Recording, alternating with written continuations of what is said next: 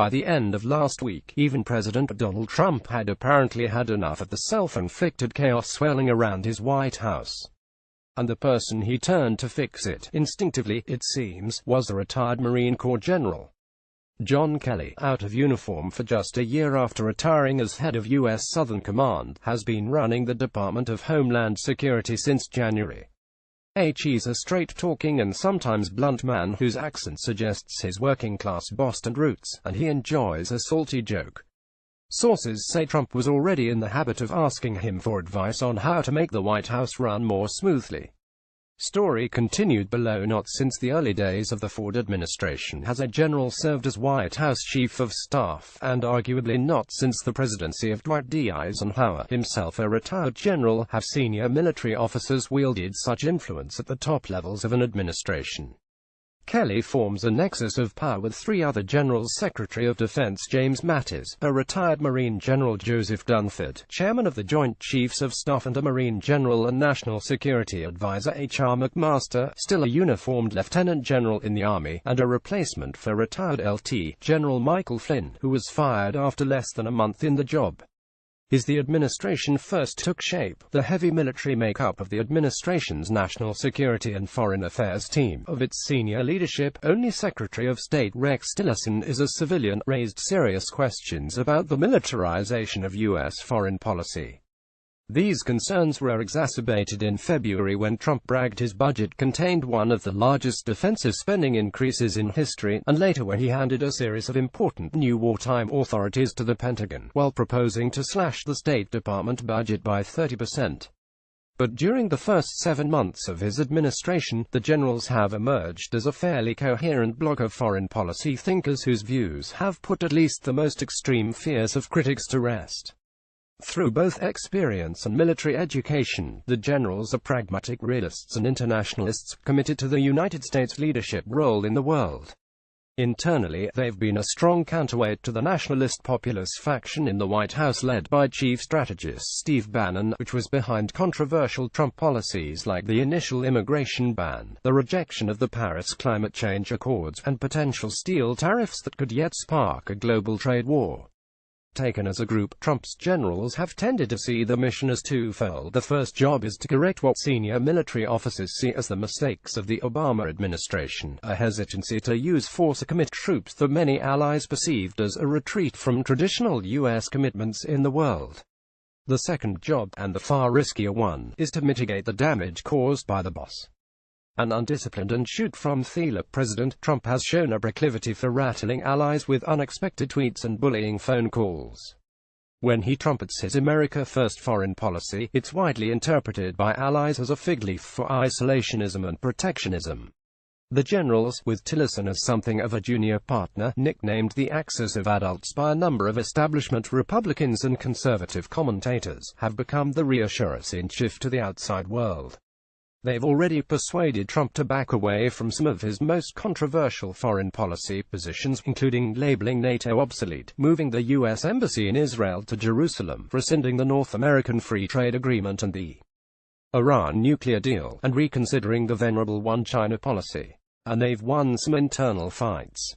McMaster, in particular, appears to be locked in battle with the nationalist faction. He has recently cleared out a number of senior national security staffers associated with his predecessor Mike Flynn, seen as allied to Bannon. Hes fired Rich Higgins, the strategic planning director who wrote a conspiracilist memo, as well as intelligence directorate head Ezra Cohen Vatnik, a Bannon ally who earlier this year secretly shared intelligence with chairman of the House Intelligence Committee Rep. Devin Nunes. For his troubles, McMaster is now under attack by Bannon's former website, Breitbart, which is covering his purge with blazing headlines, though he appears to be enjoying some protection from the arrival of Kelly.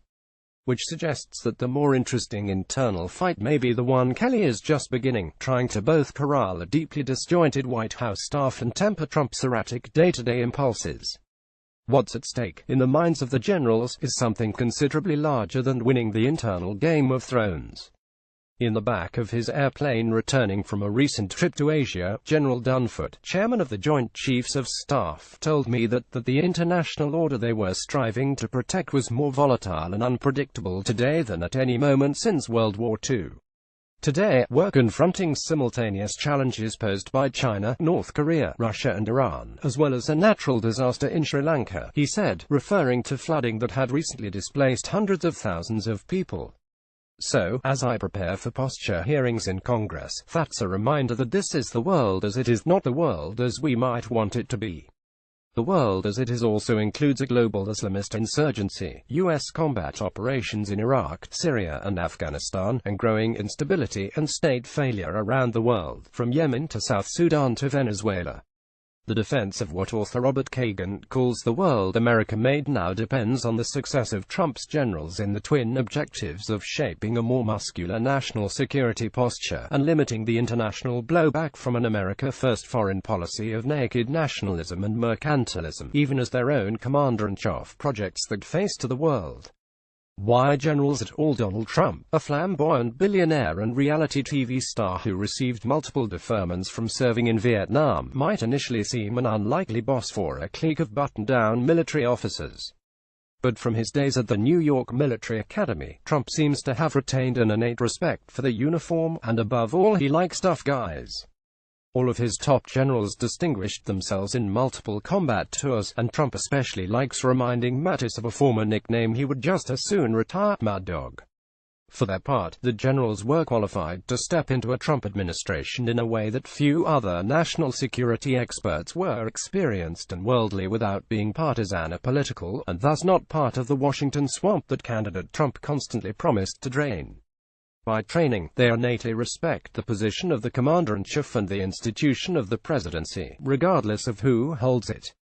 And unlike many of the Republican defense and foreign policy experts in the Republican establishment, they hadn't put the names on Never Trump proclamations during the campaign. Trump's closest relationship was with none of his current generals but with Flynn, a decorated combat veteran who served as the former intelligence chief for Joint Special Operations Command. The brash businessman and the maverick soldier had something in common. Both felt that America had lost the knack of winning, either in international trade or in the global fight against Islamist extremists. The two bonded on the campaign trail, and Flynn infamously spoke at the Republican National Convention, leading the crowd in chants of "Lock her up" in reference to Hillary Clinton. Flynn was eventually fired as Trump's national security advisor for his entanglement with Russia, and is now a target of the FBI's investigation, and his fall from grace presents a cautionary tale of the dangers military officers can face in entering the unfamiliar terrain of hyper-partisan politics, and the whirlpool of controversies constantly swirling around Trump.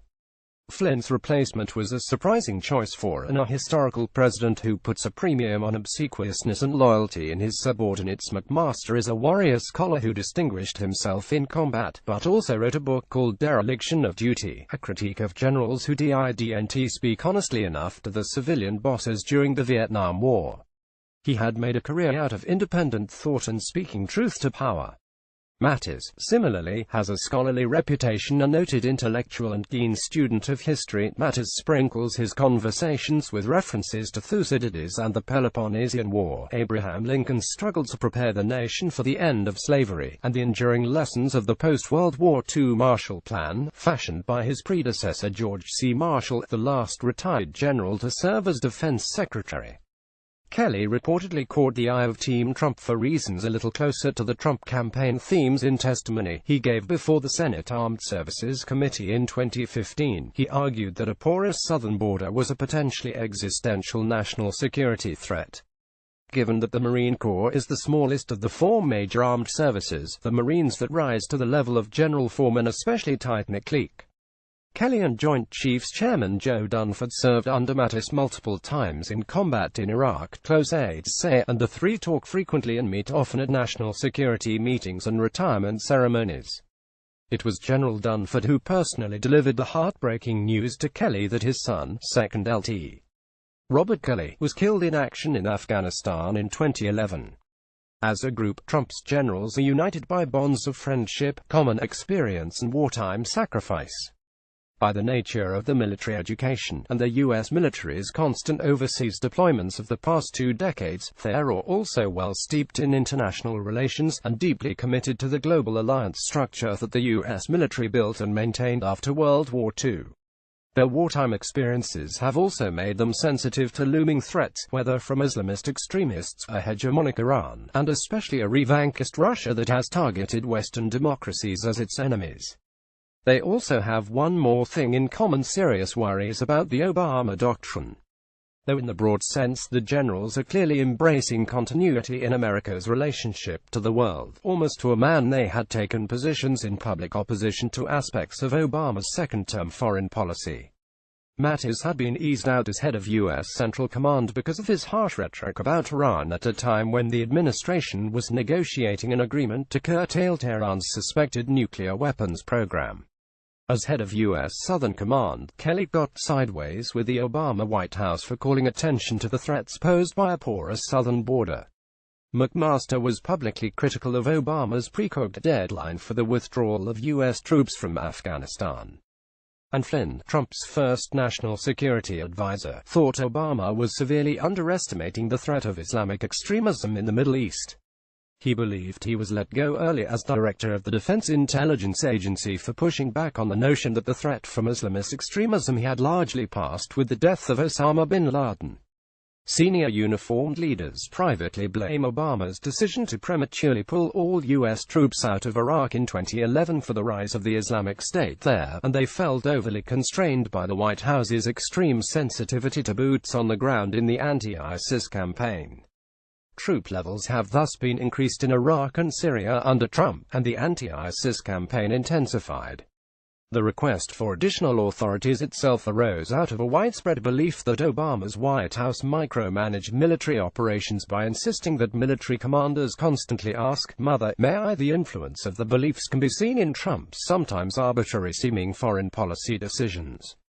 In the Obama administration's eagerness to reach a deal curtailing Iran's nuclear program, Mattis in particular felt that too little was done to reassure traditional Sunni Arab allies, and push back against Tehran's support of terrorist proxies throughout the region. Trump thus traveled to Saudi Arabia earlier this year in one of his initial overseas trips, where he rallied the Sunni Arab states and announced a major weapons sale to Riyadh. After recently certifying that Iran was in compliance with the nuclear accord, the Trump administration nevertheless slapped new sanctions on Tehran for its support for terrorists and its meddling throughout the Middle East. In a recent interview, Mattis referred to this belief that Obama failed to finish the job of destroying al-Qaeda and its offshoots. "I think under the Obama administration, there was a more accelerated campaign against terrorists than perhaps the administration was willing to sustain," Mattis said in an interview with The Islander, the newspaper of the Mercer Island High School. As for Tehran, Mattis said, "Iran is certainly the most destabilizing influence in the Middle East." U.S. military leaders like McMaster have also publicly faulted Obama for setting an artificial deadline for withdrawing troops from Afghanistan, and for setting too steep of a glide path for those withdrawals. The Pentagon and McMaster thus support the deployment of roughly 4,000 additional U.S. troops to Afghanistan to halt recent Taliban gains, a policy reportedly opposed by Bannon and his allies in the White House. Trump has yet to weigh in decisively on either side. We saw with the precipitous withdrawal of U.S. forces from Iraq, and the subsequent fall of Mosul, what can happen when you withdraw before making your military gains permanent, McMaster said at a recent conference hosted by the Center for a New American Security.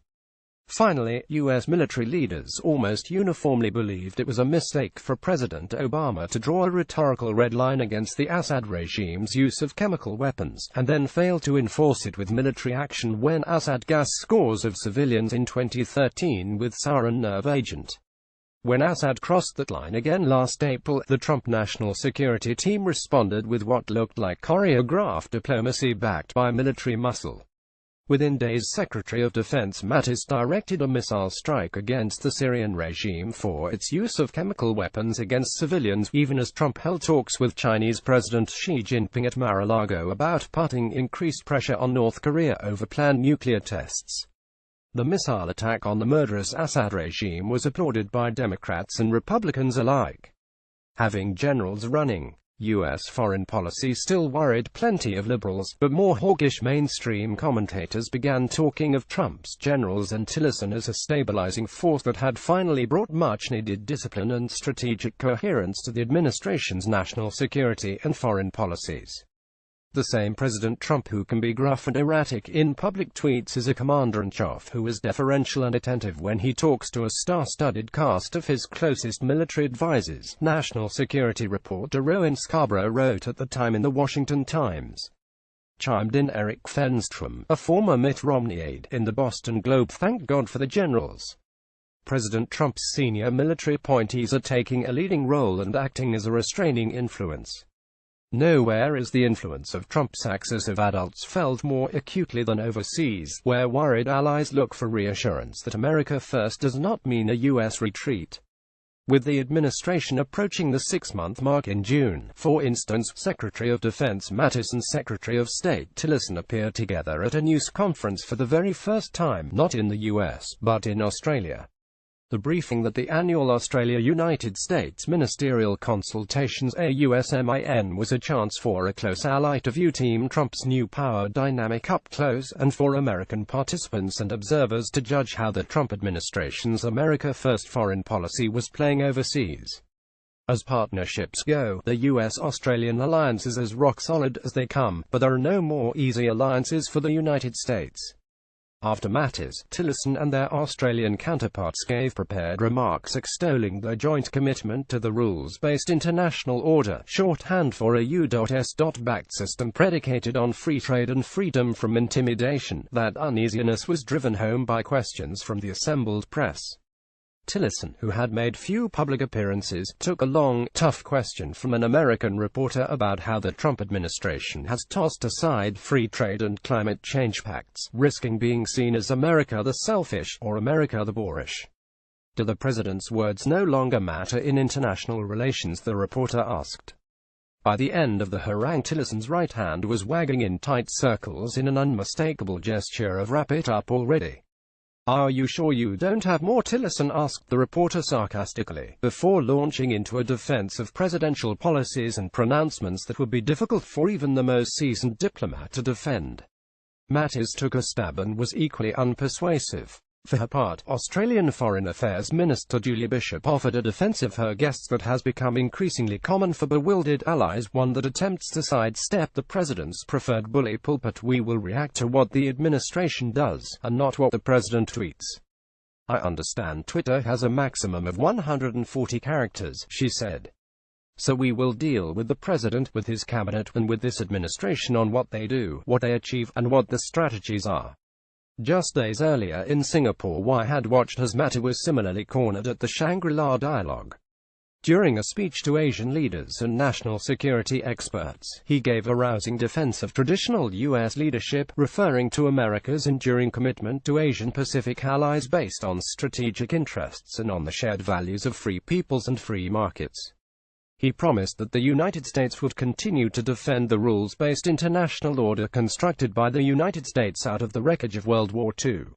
The cognitive dissonance of the Trump administration's messaging was just as confusing to the political leaders and security experts in Singapore as it was to the press scrum in Australia. In the question and answer session after Mattis' speech, a delegate from Singapore wondered why the United States wasn't more worried that China was aggressively filling the trade vacuum left by its rejection of the Trans-Pacific Partnership trade agreement. An Australian delegate questioned whether the administration's rejection of TPP and the Paris Climate Accord, and its bruising treatment of NATO, meant that Trump really wanted to deconstruct the rules-based international order. A Japanese parliamentarian wondered whether her nation's security alliance with the United States was still based on common values like free trade, environmental protection and human rights. Mattis, typically, tried to place the current moment into a historic context, pointing out that there has long been a strain of isolationism in the American body politic, and a reluctance to serve as the world's policeman. But after witnessing the carnage of tens of millions of people in World War II, Mattis noted, the greatest generation recognized the danger of countries once again retreating back inside their own borders, implying, without saying outright, that it would prevail over Trumpianist first nationalism. Even for all the frustrations that are felt in America right now and the sense that at times we carry an inordinate burden, that sense of engagement with the world is still deeply rooted in the American psyche, said Mattis. And then, and not for the last time, he paraphrased Britain's World War-era leader and statesman Winston Churchill to explain Washington's wavering leadership. "Bear with us," he told the Shangri-La Dialogue audience. "Once we've exhausted all possible alternatives, the Americans will do the right thing." Afterward, on his aircraft flying home from Asia, Dunford told me that the president's tweets never came up in the private meetings he and Mattis held with Allied leaders. "I know there's been noise about the United States supposedly walking away from our Asian allies. That narrative is real and it's out there in the media," he said. "But when you look at the facts, we have a pretty compelling story to tell. We are devoting 60% of our joint forces to U.S. Pacific Command, and we've overseen a significant increase in the volume of multilateral military exercises in Asia. We've deployed the newest and most capable weapons in the U.S. arsenal to the Pacific. So we're matching our actions to the message that the United States remains committed to the Asia-Pacific." The message was meant as reassurance, and from my discussions with nervous Asian allies in Singapore, extremely welcome. And yet everyone understands who ultimately calls the shots in the American system. Recently, Trump had gotten into a spat with the new leader of South Korea over who should pay for the deployment of a U.S. anti-missile system to that treaty ally, which faces an existential threat from North Korea. Meanwhile, some of Trump's advisors were pushing a new tariff on steel imports that could spark a global trade war. That reminded me of something else that Mattis had said during the question-and-answer session at the Shangri-La Dialogue. "As for the rules-based order, obviously we have a new president in Washington, D.C. We're all aware of that," Mattis said. "And there are going to be fresh approaches taken. Since it emerged, the flaw in the axis of adults narrative is the assumption that Donald Trump himself is willing and able to fundamentally change.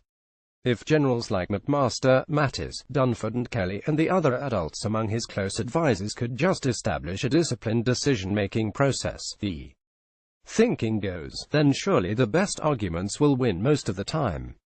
In reality, despite McMaster's best efforts to instill a more orderly NSC process, knowledgeable sources say decision-making in the Trump White House still remains a much more fluid and informal affair, with competing factions frequently at odds, decisions discussed by Trump in ad hoc clashes over dinner or lunch, and freelance players like Bannon and son-in-law and top advisor Jared Kushner often circumventing the formal chain of authority by being the last person in the room to whisper into Trump's ear. The recent drama surrounding the firing or resignation of White House spokesman Sean Spicer and Chief of Staff Reince Priebus suggests that John Kelly will face stiff odds in trying to wring order out of the chaos emanating from the Oval Office. His success in getting rid of 11-day Sandior-fired communications director Anthony Scaramucci, and assurances that he will be given authority to act as the gatekeeper to the Oval Office, were a start. In the end, however, the man inside the office will dictate the administration's management style. Donald Trump learned about political infighting on The Apprentice, where his management technique was to provoke fights between the different candidates and teams, and then decide who prevails by saying, "You're fired." Robert Baer, a former Middle East case officer for the CIA, told me, "I don't see him changing that style in the White House. When was the last time you saw a 70-year-old man change for the better? The longer the disorder continues, the bigger the risk to the generals trying to keep the ship steady." The U.S. military remains by far the most respected institution in America, and current and former generals some of the most respected individuals in society, precisely because of a strict non-partisan tradition and ability to stay above the political scrum. When the administration's travel ban targeting people from 7 Muslim-majority countries was initially unveiled by Steve Bannon and company with little consultation with cabinet officials, for instance, then's director Kelly dutifully appeared before the press to insist he was in the loop in formulating the travel ban, when clearly he was not. I think General Kelly took a hit for his commander-in-chief that day, but you can only do that once. The second time, you lose credibility, former Secretary of Defense William Cohen said in an interview. The larger point is, whether it's Kelly, Mattis or McMaster, you can spend a lifetime building credibility, and lose it overnight. McMaster edged dangerously close to that line in defending Trump's inexplicable meeting with Russian Foreign Minister Sergei Lavrov and Ambassador Sergei Kislyak in the Oval Office the day after Trump fired FBI Director James Comey, in part because of the Bureau's investigation into possible collusion between the Trump campaign and Russia. When news quickly broke in the Washington Post that Trump had shared highly classified, code-word intelligence with the Russians, Trump sent McMaster out to defend the action to the press. As a clearly uncomfortable McMaster dutifully walked out to the White House lawn to issue a brief statement calling the story false, he unexpectedly ran into a gaggle of reporters in the West Wing. "This is the last place in the world I wanted to be," McMaster confessed, and no one had reason to doubt it. The next morning Trump essentially undercut McMaster's defense that the story was false by insisting in a tweet that he had every right to share highly classified intelligence with the Russians. Retired Army Lt. Col. John Nagel is a counter-insurgency expert and former president of the Center for a New American Security, and he has known McMaster for years. "I believe H.R. McMaster was given a direct order by Trump to go out and try and defend the indefensible, and his doing so is okay with me because I truly believe H.R. may one day be the person who saves the planet when the proverbial crap hits the fan," Nagel said in an interview, noting that the incident was nevertheless a blow to McMaster's hard-won reputation for honesty. As for Mattis, who has had his own run-ins with the White House over personnel choices and other issues, knowledgeable sources say he is also increasingly frustrated. Mattis was reportedly appalled and surprised by the Trump tweet barring transgender persons from serving in uniform, and he continues to receive unsolicited suggestions from the White House. Recently, Steve Bannon tried to get Mattis to consider an idea hatched by the founder of Blackwater Worldwide to install an American viceroy in Afghanistan who would run the war through private military units. According to a report in the New York Times, Mattis listened politely, the story said, but declined to include the idea in his review of Afghanistan policy. In June, McMaster was finally able to persuade President Trump to publicly reaffirm a U.S. commitment to NATO's foundational Article 5 commitment, but not before his failure to do so at a NATO summit the previous month badly rattled America's closest democratic allies, even prompting Germany's Prime Minister Angela Merkel to publicly lament that the times in which we could completely depend on others are, to a certain extent, over. Politico recently reported that McMaster is increasingly a national security advisor out of sync with his mercurial president on issues ranging from Russia, NATO, the Iran deal, and the Afghanistan strategy. Before moving into his West Wing office, newly minted Chief of Staff John Kelly had seen his own relations with Congress grow increasingly testy. Those relationships will now be key to resurrecting Trump's stalled agenda on Capitol Hill, which includes major tax reform and infrastructure initiatives.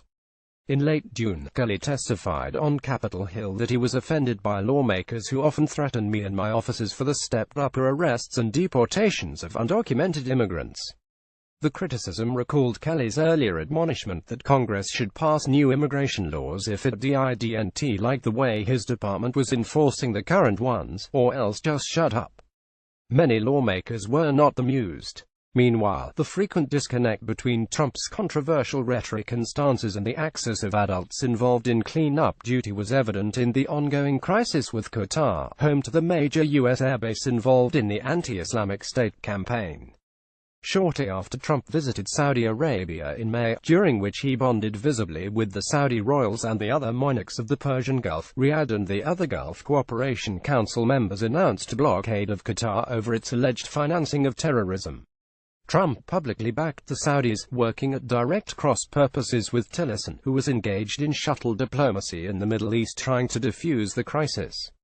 Tillerson's shuttle diplomacy to try and solve the Qatar crisis was a reminder that, in terms of conflict management, there is no simple substitute for U.S. diplomacy. But the crisis erupted in large part because during his visit President Trump seemed to provoke Saudi Arabia to take a hard line with Qatar, said Wolfgang Ischinger, the former German ambassador to the United States, and currently head of the Munich Security Conference.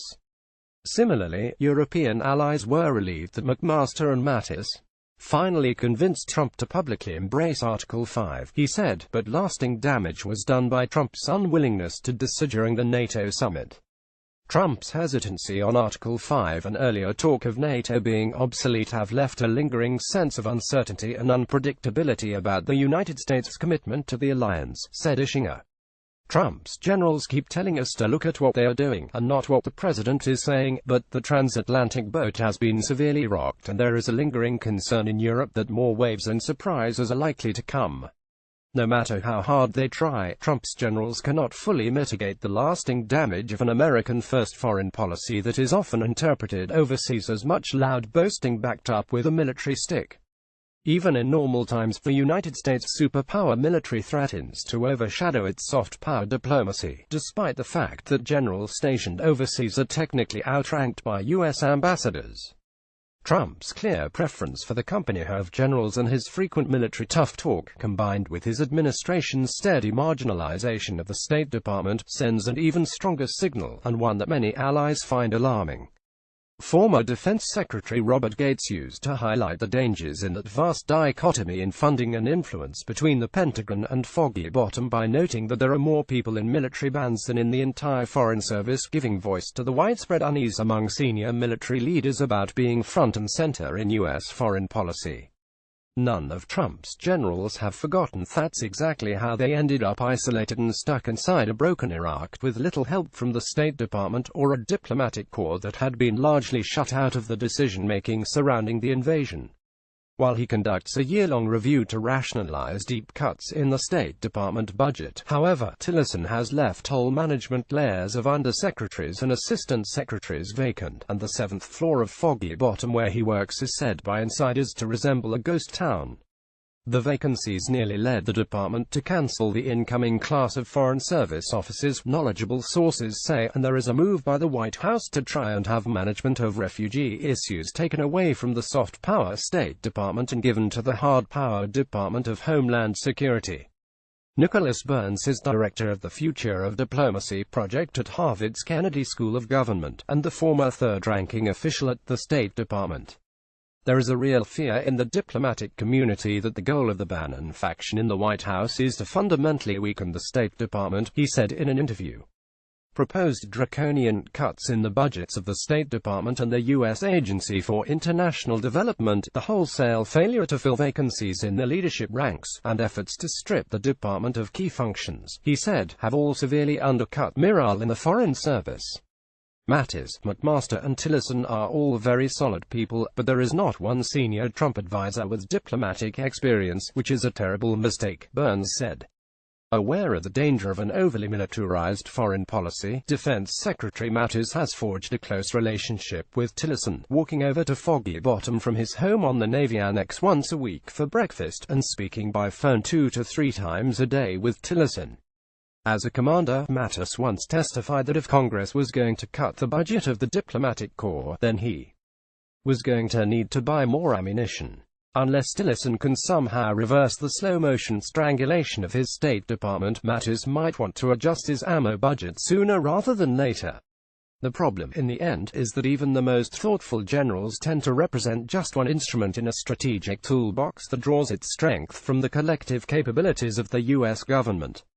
As the old saying goes, if all you have is a hammer, every problem looks like a nail. Michelle Flournoy is co-founder of the Center for a New American Security, and previously the number 3 official in the Pentagon, and worries about the lack of a bigger-picture approach.